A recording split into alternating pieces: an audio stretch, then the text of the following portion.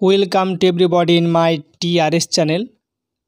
আমরা এখন প্র্যাকটিস করব শিশু শিক্ষা মনস্তত্ত্ব সাবজেক্টের নতুন একটি সেট নিয়ে।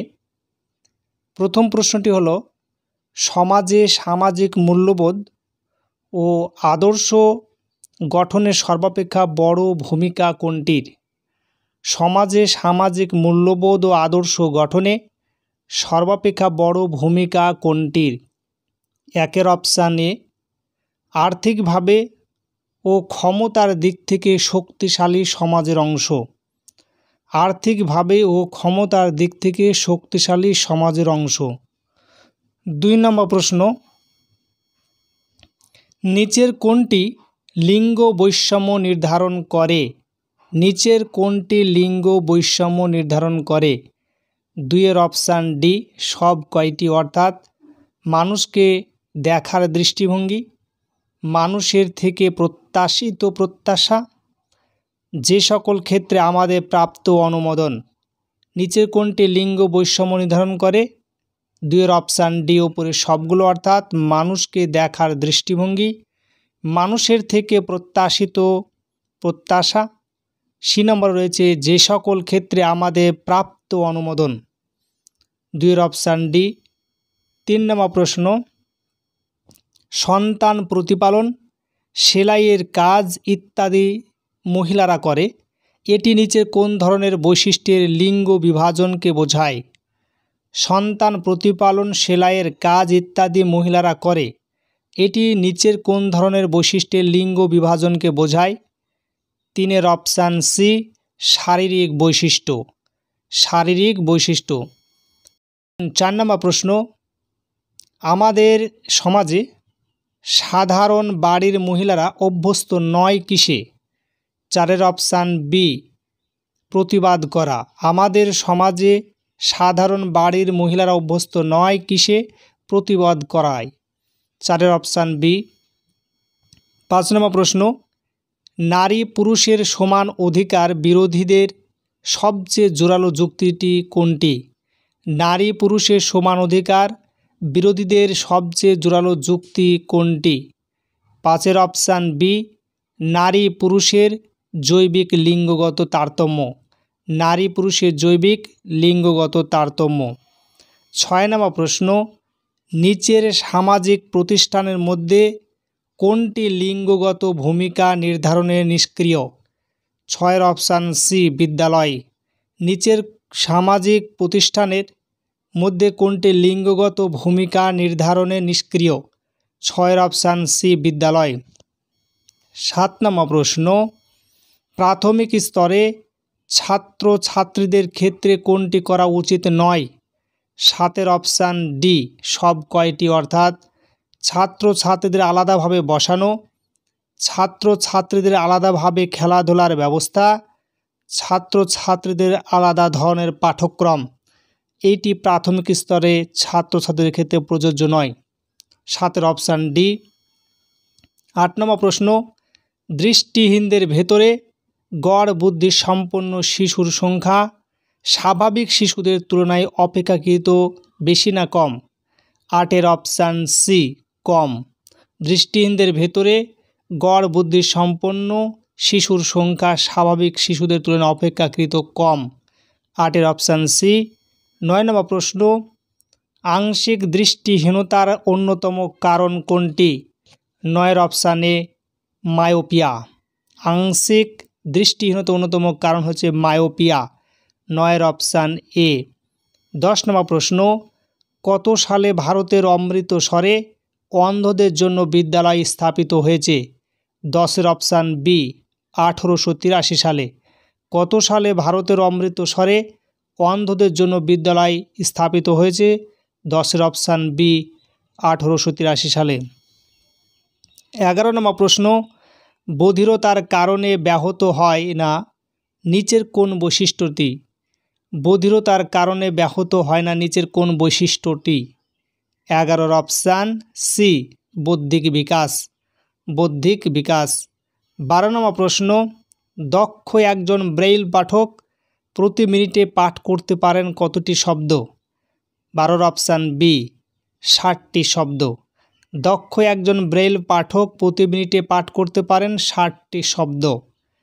13 নম্বর প্রশ্ন, কত সালে অন্ধদের জন্য স্ট্যান্ডার্ড ইংলিশ ব্রেইল পদ্ধতি আবিষ্কৃত হয়েছে?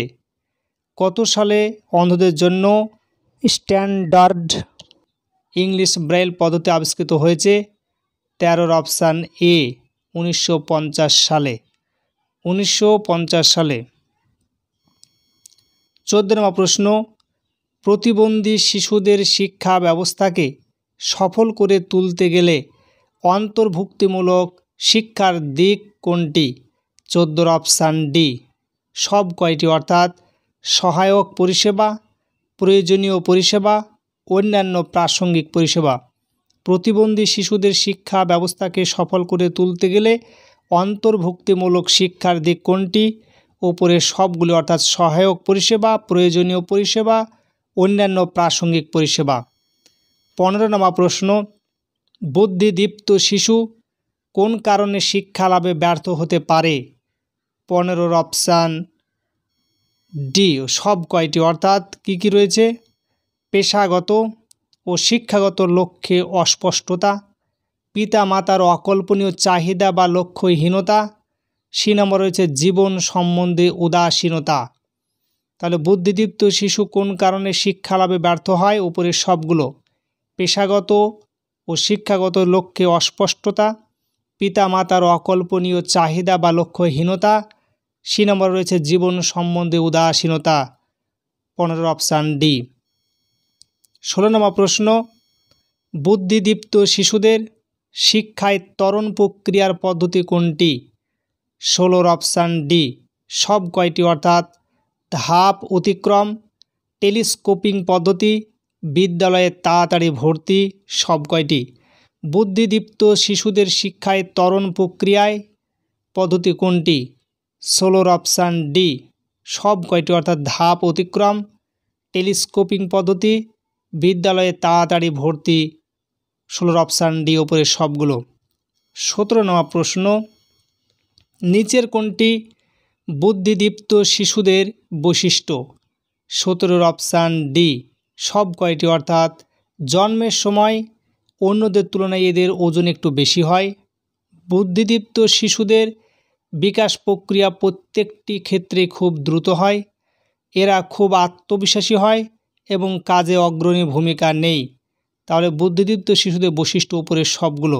17 অপশান ডি।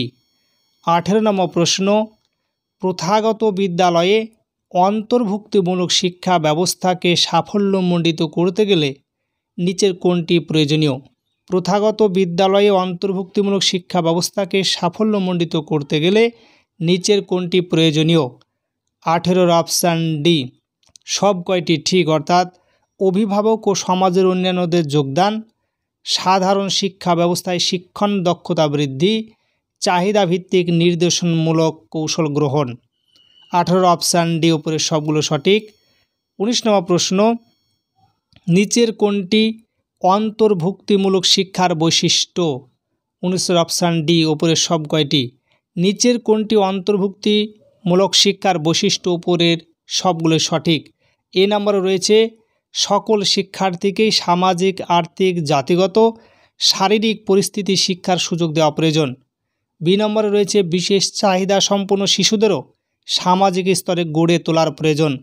সি নম্বরে রয়েছে বিশেষ চাহিদা সম্পন্ন ও ব্যতিক্রমী শিশুদের আত্মবিশ্বাস বাড়িয়ে তুলে ব্যক্তিত্বের সুষম বিকাশ করতে হবে। 19 অপশান ডি উপরের সবগুলো সঠিক। 20 নম্বর প্রশ্ন, পিয়ার টিউটরিং বলতে কি বোঝায়? পিয়ার টিউটরিং বলতে নিচের কোনটি বোঝায়? 20 অপশান সি 2, 3 বা 4 জন শিক্ষার্থীকে পাঠদান। পিয়ার টিউটরিং বলতে 2, 3, 4 জন শিক্ষার্থীকে পাঠদানকে বোঝায়। 20 অপশান সি।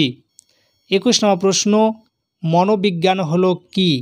21 অপশান বি মনোবিজ্ঞানের ফলিত শাখা। মনোবিজ্ঞান হচ্ছে মনোবিজ্ঞানের ফলিত শাখা। 22 নম্বর প্রশ্ন, মনোবিজ্ঞানকে আত্মার বিজ্ঞান বলে উল্লেখ করেছেন কে? 22 অপশান বি অ্যারিস্টটল। মনোবিজ্ঞানকে আত্মার বিজ্ঞান বলেছেন অ্যারিস্টটল। 23 নম্বর প্রশ্ন, মনোবিদ্যার বিষয়বস্তু হলো বিভিন্ন ধরনের কি প্রক্রিয়া? 23 অপশান এ মানসিক প্রক্রিয়া। মনোবিদ্যার বিষয়বস্তু হলো বিভিন্ন ধরনের মানসিক প্রক্রিয়া। 24 নম্বর প্রশ্ন, প্রত্যক্ষণ কিসের অর্থবোধ? 24 অপশান বি সংবেদনের অর্থবোধ। প্রত্যক্ষণ হচ্ছে সংবেদনের অর্থবোধ। 25 নম্বর প্রশ্ন, ধারণা শিখনের জটিলতাকে কি করে? 25 অপশান বি কমায়। ধারণা শিখনের জটিলতাকে কমায়। 26 নম্বর প্রশ্ন, ইন্দ্রিয়জাত সংবেদন কত ভাগে বিভক্ত? 26 অপশান সি 5 ভাগে বিভক্ত। ইন্দ্রিয়জাত সংবেদন 5 ভাগে বিভক্ত। 27 নম্বর প্রশ্ন, মনোযোগের একটি ব্যক্তিগত নির্ধারক হলো কোনটি? 27 অপশান ডি আগ্রহ। মনোযোগ হচ্ছে একটি ব্যক্তিগত নির্ধারক হলো 27 অপশান ডি আগ্রহ। 28 নম্বর প্রশ্ন, আগ্রহ এক ধরনের গতিশীল মানসিক প্রক্রিয়া। আগ্রহ এক ধরনের গতিশীল মানসিক প্রবণতা। এই মতের প্রবক্তা হলেন কে? 28 অপশান ডি ড্রেভার। আগ্রহ হচ্ছে এক ধরনের গতিশীল মানসিক প্রবণতা, এই মতের প্রবক্তা হচ্ছে ড্রেভার। 29 নম্বর প্রশ্ন, বিশেষ বিশেষ সামর্থ্য অর্জন করার ক্ষমতাই হচ্ছে বুদ্ধি, উক্তিটি কার? 29 অপশান সি মনোবিদ উড্র। বিশেষ বিশেষ সামর্থ্য অর্জন করার ক্ষমতাই হচ্ছে বুদ্ধি, উক্তিটি হচ্ছে মনোবিদ উড্র। 30 নম্বর প্রশ্ন, মনোযোগের একটি ব্যক্তিগত নির্ধারক হলো কোনটি? 30 অপশান সি অভিনবত্ব। মনোযোগের একটি ব্যক্তিগত নির্ধারক হচ্ছে অভিনবত্ব। আজ এই পর্যন্ত।